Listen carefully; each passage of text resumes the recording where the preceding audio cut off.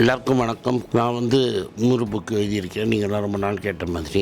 Free மணி புஸ்தகத்தோட title. இது வரைக்கும் நான் எழுதினே தான் இருக்கிறதே பிக்கஸ்ட் புக்கு. இது பிஹேவியர், இன்வெஸ்ட்மெண்ட் அண்ட் சைக்காலஜியை பற்றி, இன்வெஸ்ட்மெண்ட் பேட்டர்ன் உங்கள் மைண்டால் அஃபெக்ட் ஆகுதுன்னு டீட்டெயில்டாக புக்கு எழுதியிருக்கேன். இதெல்லாம் பற்றி தெரிஞ்சுக்கிறதுக்கும் புக்கை வாங்கிறதுக்கும் கீழே இருக்கிற லிங்கை கிளிக் பண்ணுங்கள். எங்கள் டீம் உங்களை காண்டாக்ட் பண்ணுவாங்க. ஜூலை 26 மியூசிக் அகாடமி உங்களை அங்கே சந்திக்கிறேன். நன்றி, வணக்கம்.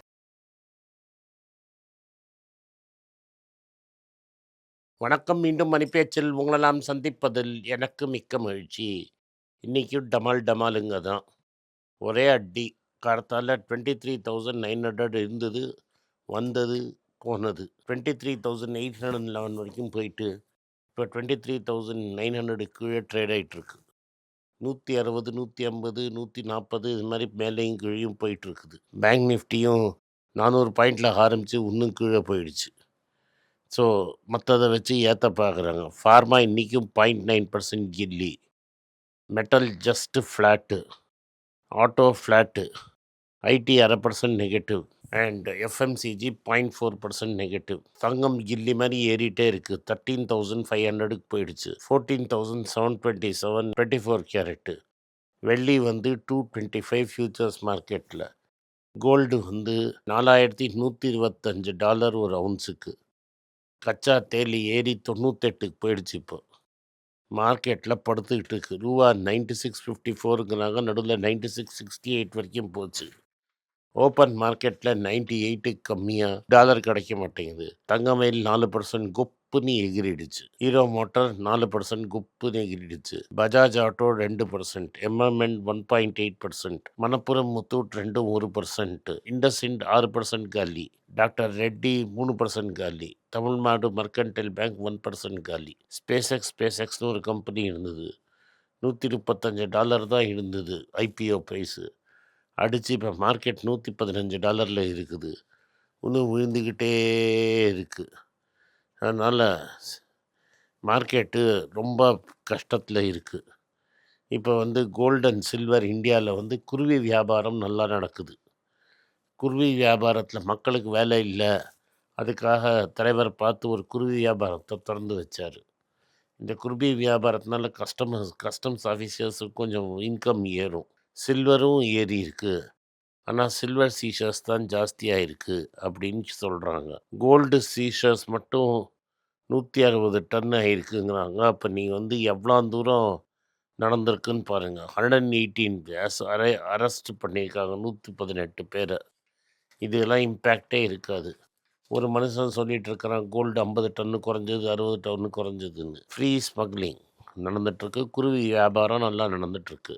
ஆர்பிஐ இன்றைக்கி மே மாதம் மட்டும் $6.1 பில்லியன் விற்றுருக்காங்க டு சப்போர்ட் ருப்பியே.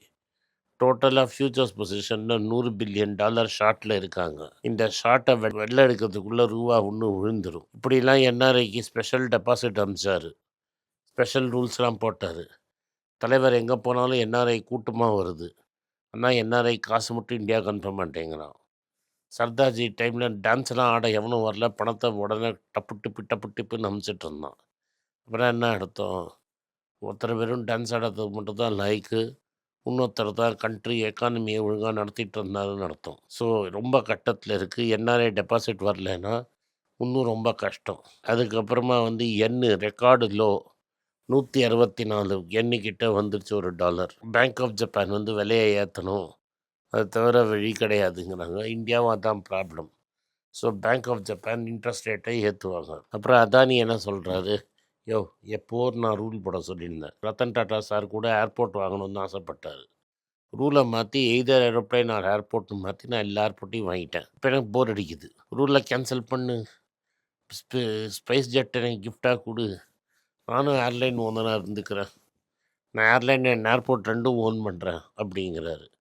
பெரியப்பா பெரியப்பா பெரியப்பா அப்படிங்கிறாரு. பக்கோடான்னு ஒருத்தன் சொல்லுவானே, அதே மாதிரி பக்கோடா கொடுத்து தான் இருக்கணும் பெரியப்பா. ஆனால் இப்போ இந்த ஸ்டூடெண்ட்ஸ் எல்லாம் வேறு ஜந்தர் மந்தரில் சுற்றின்னு இருக்கிறாங்க. சும்மா தூக்கி பக்கோடாவை கொடுத்துட்டா கோபமாக வரும். என்ன பண்ணுறதுன்னு தெரில பெரியப்பாக்கு. பக்கோடா கொடுத்து இந்த வாயை மூடுறதா இல்லை அங்கே திட்டு வாங்குறதா அப்படின்னு தெரியாமல் அப்படியே தூங்கிட்டு இருக்காரு பெரியப்பா. மான்சூன் இந்தியாவோட டெஃபிசிட் 22%.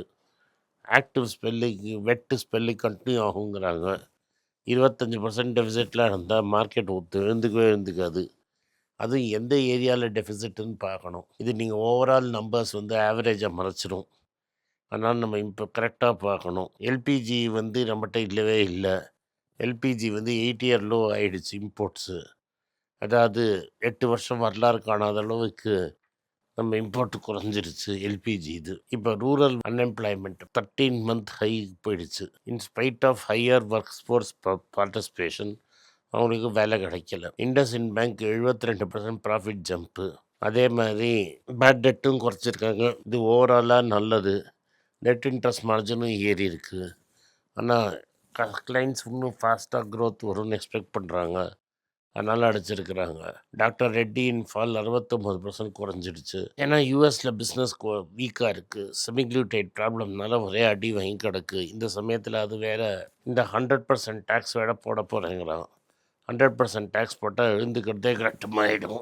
அமெரிக்காவுக்கும் கஷ்டம், இவங்களுக்கும் கஷ்டம். நெஸ்லே வந்து Q1 ப்ராஃபிட்டு 48% க்ரோத்துங்கிறான். என்னன்னு பார்த்தா வால்யூம் க்ரோத்ஸ் ரொம்ப ஸ்ட்ராங்காக இருக்குங்கிறான். அதனால் இது எப்படி இருக்குதுன்னு பார்ப்போம். எட்டர்னல் ஜொமேட்டோ என்ன சொல்கிறான், குயிக் காமர்ஸ்னாலே எங்களுக்கு ரெக்கார்ட் ப்ராஃபிட் வந்திருக்கு 92 கோடிங்கிறான். அது ஆராய்ஞ்சு துப்பறிஞ்சால் தான் தெரியும் உண்மையா இல்லையான்னு. HCL டெக்கு 730 கோடி ரூபாய் இன்வெஸ்ட் பண்ணி India owned AI data centre ஆரம்பிச்சிட்டாங்க. இதுதான் இந்தியாஸ் ஃபஸ்ட்டு டேட்டா சென்டரு. இதை ஆரம்பிச்சிட்டாங்க. இதனால 6000 பேருக்கு ஹை ஸ்கில் ஜாப் கிடைக்கும் அப்படின்னு HCL டெக் நம்புது. இன்டெல் வந்து டேட்டா சென்டர் புதுசாக லே ஆஃப் பண்ணுறாங்க. நிறைய பேரை ரீஸ்ட்ரக்சர் பண்ணுறச்ச இவங்க நிறைய பேரை வேலையை விட்டு தூக்குறாங்க. அதனால் நியர்லி 132,000 எம்ப்ளாயீஸ் வந்து ஆல்ரெடி 51,000 பேரை வேலை விட்டு தூக்கிட்டாங்க. இன்னும் எவ்வளோ பேரை வேலையை விட்டு தூக்க போகிறாங்கன்னு தெரியல. ஃபெட்ரல் பேங்க் வந்து 17% லோன் க்ரோத் காட்டுறாங்க. டிவிஎஸ் மோட்டார்ஸ் என்ன சொல்கிறாங்கன்னா, இனிமேல் எங்களுக்கு வரப்போகிற பெரிய வியாபாரம் தான் இன்டர்நேஷ்னல் பிஸ்னஸ்லேருந்து வரும். அதனால் நாங்கள் strong growth 2027 Africa, Latin America, Asia, யூரோப்பில் விற்போங்கிறாங்க. ஜைடஸ் லைஃப் சயின்சஸ்ஸு ரிசல்ட் வரதுக்கு முன்னாடியே Q1 கீழே விழுந்துருச்சு. இவங்க அமெரிக்காவில் ஒரு கம்பெனியை வாங்கியிருக்காங்க. அமெரிக்காவை நம்பி தான் இவங்க இருக்காங்க. அதனால இவங்க அடிபடுறாங்க. இந்தியாவோட ஃபார்மா இண்டஸ்ட்ரி என்ன சொல்லுதுன்னா, ட்ரம்ப்போட டேரிஃப்லாம் வந்து இம்ப்ராக்டிக்கலு, இதெல்லாம் இம்ப்ளிமெண்ட்டே பண்ண முடியாது, சும்மா பேப்பர் டைகர் மாதிரி கத்திட்டு போவாருங்கிறாங்க. ட்ரம்ப் சார் என்ன சொல்லியிருக்கிறாருன்னா, சவுதி அரேபியாவோட 30 இயர் நியூக்ளியர் டீல் ப்ரோக்ராம் பண்ணுவாராம். 30 வருஷத்துக்கும் அமெரிக்காவுக்கும் சவுதி அரேபியாவுக்கும் ஒரு அக்ரிமெண்ட் போட்டு நியூக்ளியர் டீல் டைப் பண்ணுவாங்களாம். ஓவராலாக பார்த்தீங்கன்னா மார்க்கெட் ரொம்ப வீக்காக தான் இருக்குது. இதுக்கு மேலே வீக்காக இருக்குதுன்னு சொல்கிறதுல அர்த்தம் இல்லை. கோல்டு ஏறி இருக்குது. கோல்டை யார் வாங்குறாங்கன்னா சென்ட்ரல் பேங்க்ஸ் மட்டும்தான் வாங்குறாங்க. வாங்க மற்றவங்களுக்கு வாங்கக்கூடிய ஸ்பேஸும் கம்மியாகுது.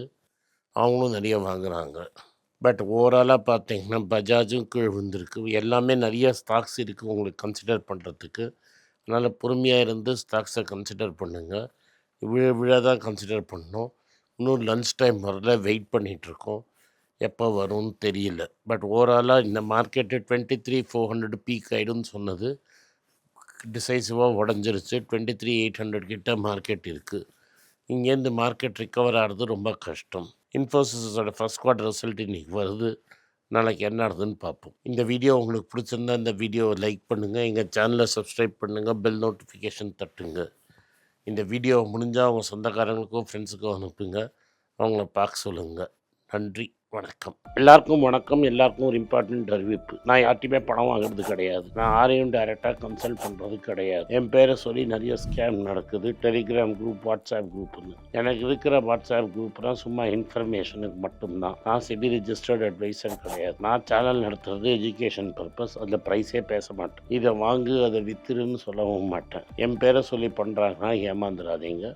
நன்றி, வணக்கம். எல்லாருக்கும் வணக்கம். குழந்தைங்களுக்காக ஃபைனான்சியல் லிட்ரஸி மணி ஃபார் நத்திங்னு 2வது பார்ட்டு. அண்ட் இதில் வந்து செக் எழுதுறது எப்படி, டெபாசிட் ஸ்லிப் எழுதுறது எப்படி, பணம் எப்படி வந்தது, பார்ட்டர்லேருந்து டிமானிட்டைசேஷன் வரைக்கும் எல்லாத்தையும் கவர் பண்ணியிருக்கோம். உங்கள் குழந்தைங்க அப் டு ஏஜ் 10-12க்கு ரொம்ப யூஸ்ஃபுல்லாக இருக்கும். இந்த புக் இப்போதைக்கு ஒரு ஸ்பெஷல் ப்ரைஸில் 450 ரூபாய்க்கு கொடுக்குறோம். இதை யூஸ் பண்ணிக்கோங்க. நன்றி, வணக்கம். moneypage.com வெப்சைட்டை சப்ஸ்கிரைப் பண்ணுங்கள். ஒரு வாரத்துக்கு 4 ப்ரீமியம் ஆர்டிக்கலும் ஃப்ரீ ஆர்டிகல்ஸ் ஒரு 10லேருந்து 15 நாங்கள் போடுறோம். இது சப்ஸ்கிரிப்ஷன் ஒரு மாதத்துக்கு 99 ரூபா தான். இங்கே சொல்கிற கான்செப்ட்ஸை கிரேட்டாக எக்ஸ்பேண்ட் பண்ணி போடுறோம். நீங்கள் படித்தீங்கன்னா உங்களுக்கு யூஸ்ஃபுல்லாக இருக்கும். நன்றி, வணக்கம். வணக்கம்.